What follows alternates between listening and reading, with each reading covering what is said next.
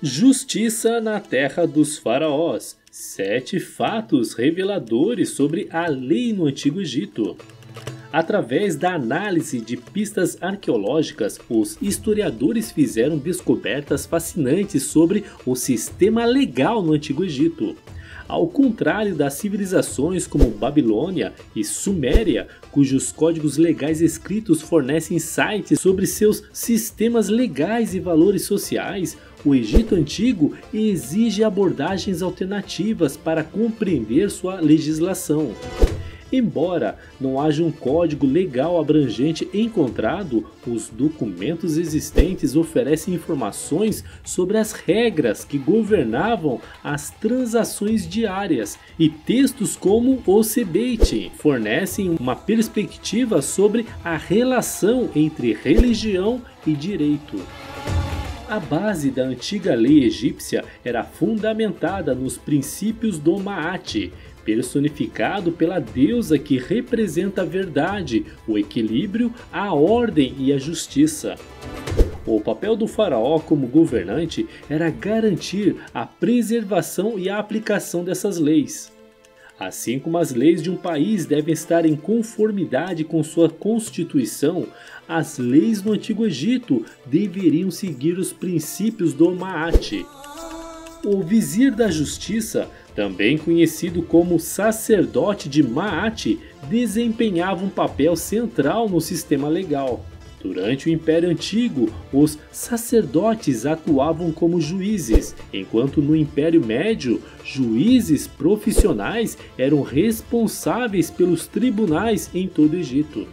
Desde os primeiros registros escritos do Antigo Império até as rápidas reformas legais de Baqi Hanef, no período ptolomaico, a história da lei no Antigo Egito reserva fatos surpreendentes.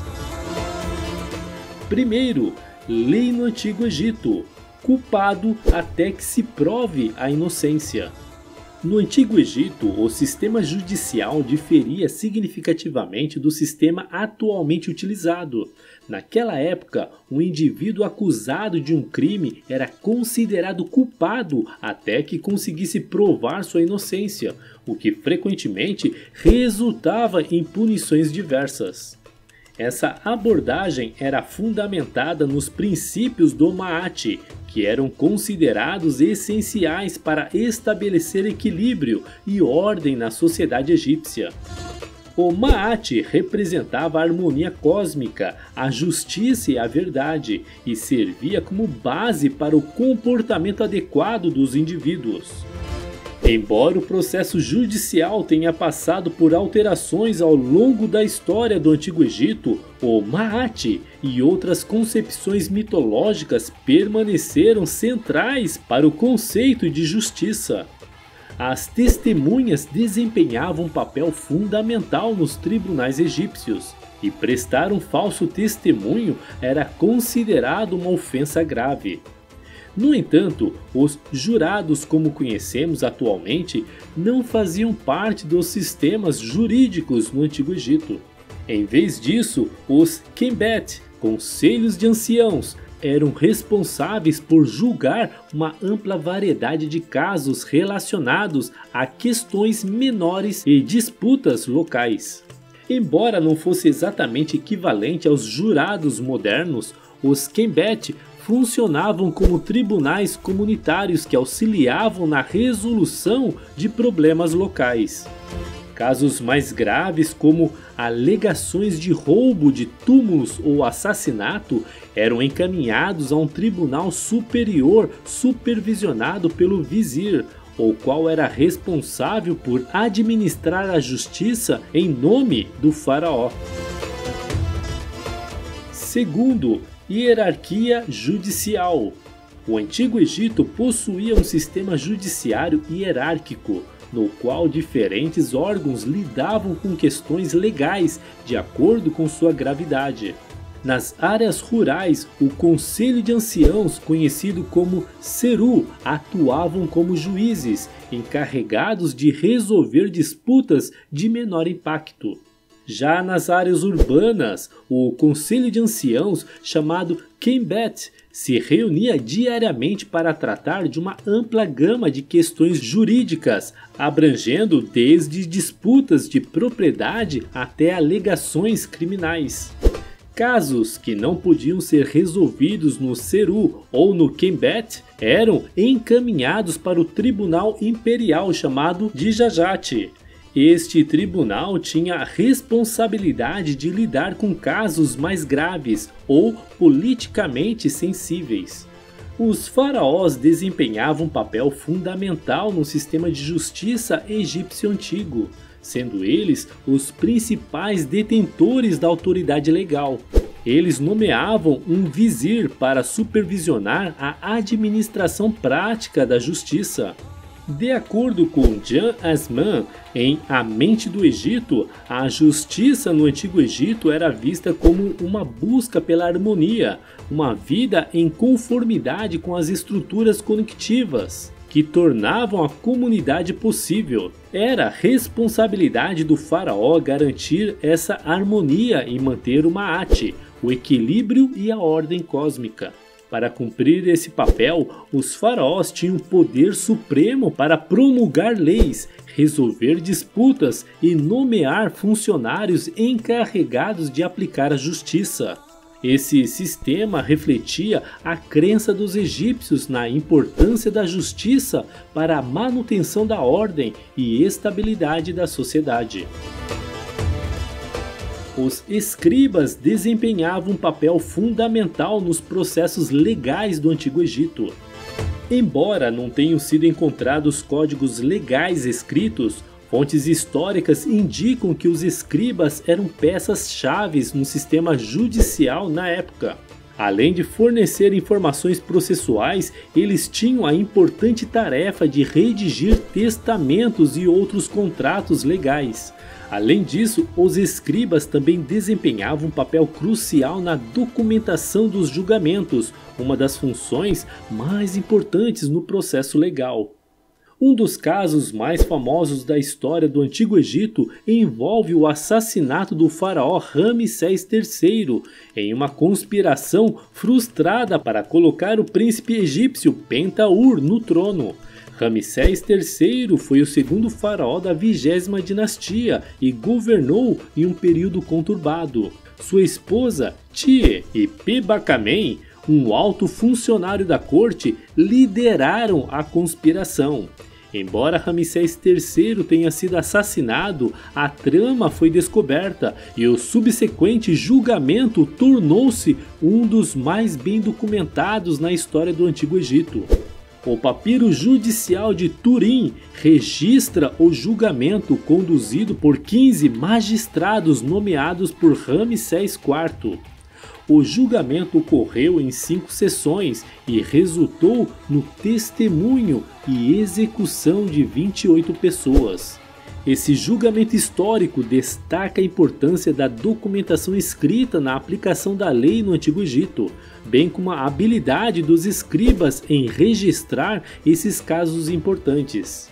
Eles desempenharam um papel vital na preservação da história legal e na garantia da justiça no antigo sistema judicial egípcio.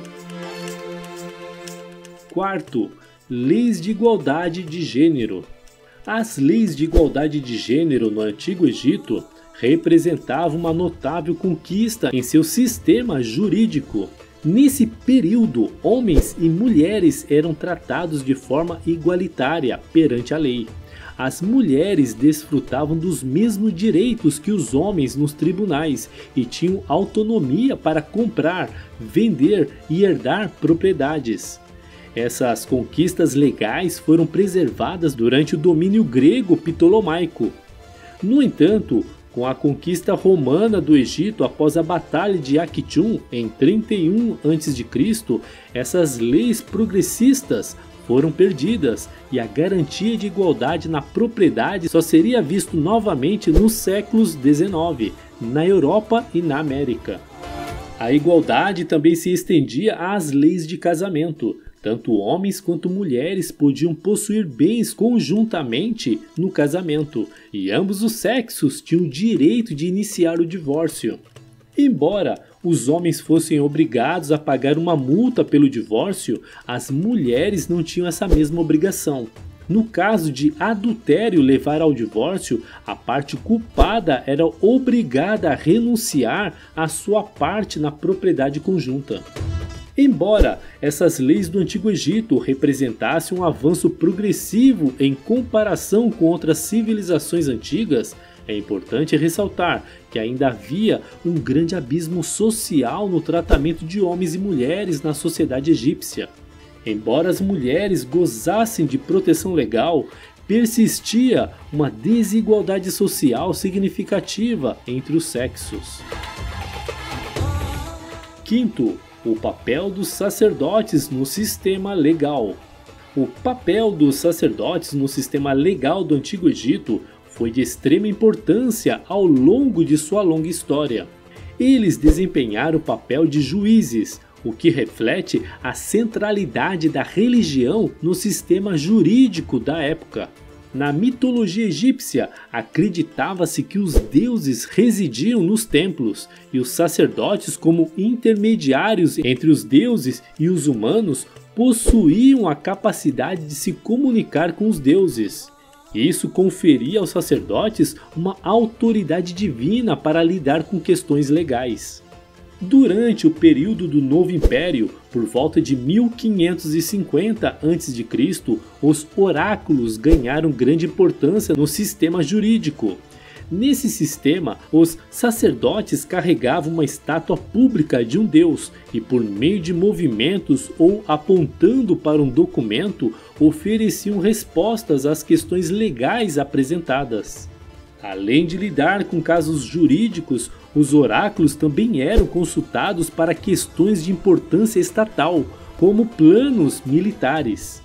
Um exemplo documentado de envolvimento dos sacerdotes no sistema legal é o papiro que descreve um julgamento ocorrido no século II a.C. Nesse julgamento, 3 sacerdotes atuaram como juízes em uma disputa de terras. O evento ocorreu durante o período ptolomaico, e um oficial do Estado também estava presente para supervisionar o processo.